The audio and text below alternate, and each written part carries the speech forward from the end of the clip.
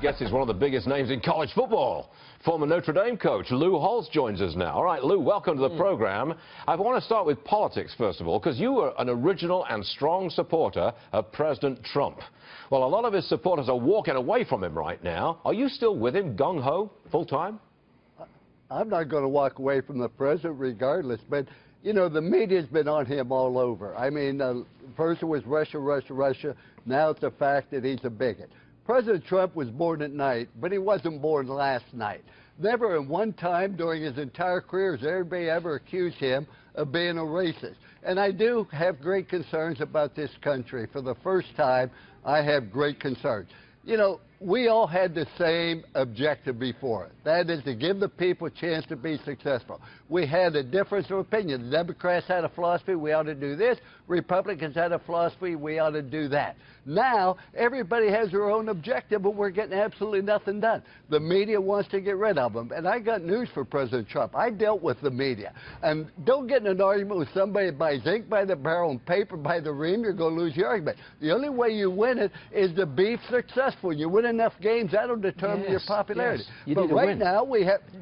but right now we have the Democrats want to be obstructionists, the Republicans, I'm not sure what they want to do, and we're getting nothing done. What about tax reform? What about our health care? What about infrastructure? We should all be coming together. Yeah, difference of opinion, but we have the same objective, but right now nobody has objective. That's why President Trump was elected, I think, because he had a vision of where this country should go. Right now nobody has that vision, and that concerns me. Okay, I'm going to move off the subject of politics. You're getting all wound up there. That's pretty good. I want to talk football, and I'm sorry you've got to talk to a guy with a British accent about football, but this is in relation to something I know something about.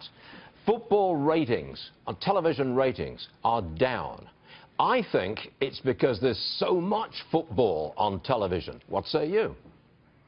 I think it's two things. I think, number one, there's too many football games on TV, and here's what happens.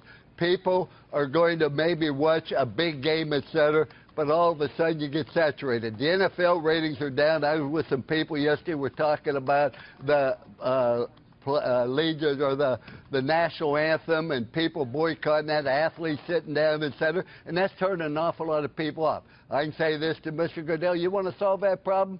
Then have the national anthem before the players come out like they do in college. College players stay in the locker room to the last second. The pros come out early. It's creating an awful lot of problems. And I think concussions is also a concern. I can get rid of concussions also. Take the face mask off the helmet. People will stop using their face as a weapon because everybody thinks they're better looking than they are. No, you've got plenty of ideas there. Good point there. That's a good one. That's a good line there. Lou, hold on a second. I've got to tell our audience about a new stadium for the Atlanta Falcons. It's going to have a Chick-fil-A restaurant inside it, but it's going to be closed during most of the games. Now, what's with that, Ema? Yeah, company policy is to close on Sundays, a day of rest and worship. The thing is, they've got eight home games. Actually, 8 games. 7 of them are home games on a Sunday.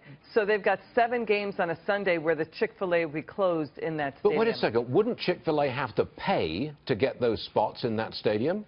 Well, they flipped the banner for another vendor to go into the same spot. So, yes, they do pay for it, but, yeah. But they can't use it. They're not going to use it. Lou Holtz still with us. You got any thoughts on this? Chick-fil-A not opening on a Sunday and they lose some business? What do you say?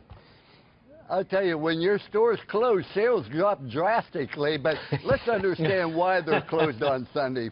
They're closed on Sunday because they don't want their employees to work on Sunday. People eat on Sunday, they understand that, but they feel that that's just their belief, and I'd have to say this, they've been rather successful. Yeah, a lot of people boycott them, etc., but this is their belief, and I applaud them for having the belief they do. I'm not saying I agree or disagree, but this is their belief, and I applaud them. In New York City, the mayor asked for a boycott of Chick-fil-A when they opened up here. That was met with a line, round the block. Lou Holtz, I knew you'd like that. Lou Holtz, you're all right. Thanks for joining us, sir. We appreciate it. Thank you.